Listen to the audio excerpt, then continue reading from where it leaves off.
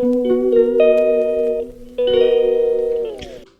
दोस्तों, welcome back to my channel. सुबह के बजे 6:30 और नहा धोकर पूजा पाठ कर दी है मैंने। फिर मैं आ गई थी किचन में और आप सभी को सुबह की राम राम। और यहाँ पे चाय मैंने चढ़ा दी थी और चाय हमारी बनकर बिल्कुल तैयार है। तो अभी मैं डाल दूँगी सबके लिए चाय और थोड़ी सी चाय मैं भी पी लूँगी। और आजकल सर्दियों का मौसम है तो थोड़ी सी चाय मैं भी पी लेती हूँ और उसके बाद निकल जाऊँगी मैं जिम के लिए। और रेडी होकर मैं निकल गई थी जिम के लिए। और आज लंच मैंने सुबह नहीं बनाया है खुशी के लिए, क्योंकि उसको लंच नहीं लेके जाना था, तो इसीलिए फिर मैंने लंच बनाया नहीं। और फिर मैं और मेरी सहेली दोनों ऐसी बातें करते करते जिम के लिए निकल गए। और बड़ा ही अच्छा मौसम हो गया है, हल्की हल्की ठंड सी लगने लगी है सुबह के टाइम और अच्छा भी लगता है। लेकिन जैसे ही ज़्यादा ठंड बढ़ जाएगी तो फिर वही है कि ठंड लगेगी ही। और देखिए जिम पहुंच गए थे हम, जाते ही वर्कआउट शुरू कर दिया हमने, कार्डियो शुरू कर दिया है। और यहाँ पे सब लगे हैं अपना अपना वर्कआउट करने के लिए। और ये देखिए टीना, और ये भी एक्सरसाइज करना इसने शुरू कर दिया, लेकिन मैं अभी साइकिल पे ही बैठी हुई हूँ। तो उसके बाद वर्कआउट करने के बाद हम लोग आ गए थे पार्क में और यहाँ पे लगाए हमने 3-4 राउंड। बातें करते करते पता ही नहीं चलता कब हमारा टाइम बीत जाता है और इस तरह हमारी वॉक भी हो जाती है।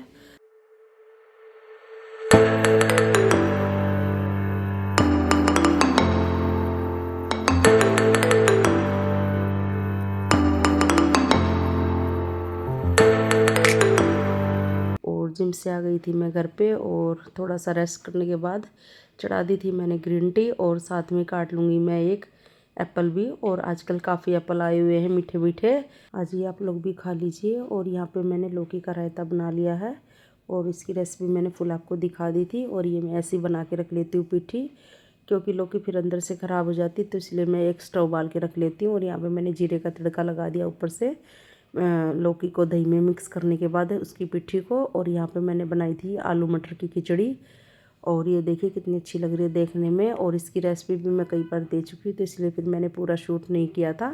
तो अभी गर्मा गर्म खिचड़ी हमारी बनकर बिल्कुल तैयार है, तो अभी लगा लेते हैं प्लेट।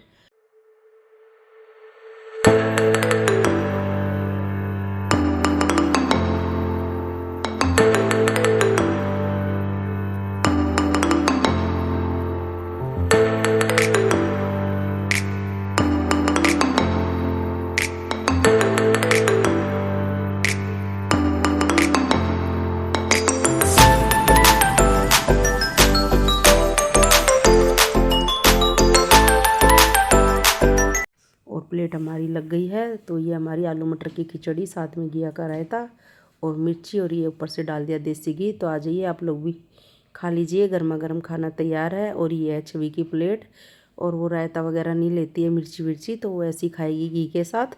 तो चलिए उसको भी खाना दे देते हैं, वो भी इंतज़ार कर रही है गर्मा गर्म खिचड़ी की। और खाने में भी काफ़ी टेस्टी बनी हुई थी। वैसे तो चावल जैसी लग रहे, लेकिन मैंने इसमें दाल भी डाली हुई है।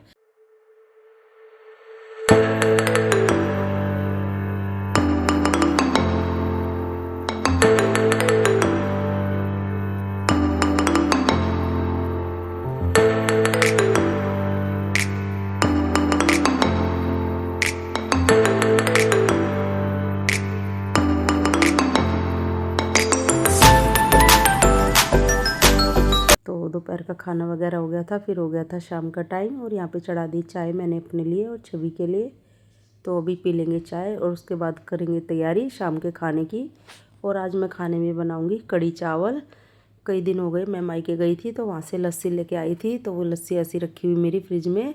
तो फिर मैंने सोचा चलो उसको भी निपटा देते हैं। और यहाँ पे चावल मैंने चढ़ा दिए हैं, और जब तक हमारे चावल बनते रहेंगे तब तक मैं यहाँ पे कुकर में ही बना लेती हूँ आजकल मैं, क्योंकि ये कुकर की शेप ही ऐसी है पतीले जैसी। तो पतीले में बनाओ या कुकर में तो ऐसी एक जैसी लगता है, तो इसी में बना लूँगी मैं। तो मैं लस्सी सारी निकाल लूँगी पहले कुकर के अंदर। और अभी ले लूँगी मैं ये एक, वैसे तो ये चायदानी है, इससे मैं चाय डालती थी। और ये चायदानी मैं अपनी बुआ के यहाँ से लाई थी अम्बाला से। जब भी मैं अपनी बुआ के यहाँ छुट्टियों में जाती थी बच्चों के लेके, तो वहाँ पे इसी से चाय डालते थे। तो फिर बुआ ने मेरे को भी एक खरीद के दे दी थी।